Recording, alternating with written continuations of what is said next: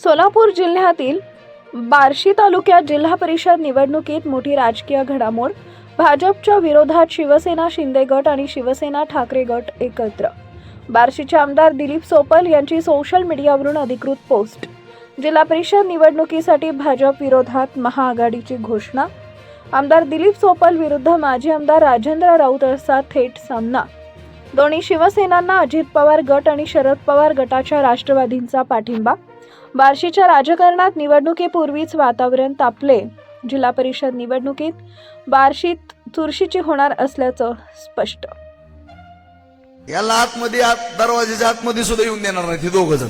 ती व्यवस्था मी करतो, तुम्ही काळजी करू नका. शेवटी रिमोट काय माहिती तुम्हाला, लय स्पष्ट बोलत नाही, त्यामुळे ती काळजी तुम्ही करू नका. ती मी हाय वरी खाट्यानला. फक्त आपण पण जाताना छान पद्धतीने जायचं, एवढं डोक्यात धरा. बाकी ह्यांना काय करायचं करू द्या.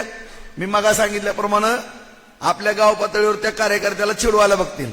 आता आंधळकर साहेबालाच किती राग आलाय बघा. नका एवढा राग काढू तुम्ही. तुम्हाला साहेब का नाही, मी ही तिसरी आपली विजय हॅट्रिक झाली की तुम्ही जा अर्धा तास बोला, मी 2 मिनिटं फक्त सगळ्यांना 1 मिनिटात नमस्कार करतो ना, आभार मानतो सगळ्याचं.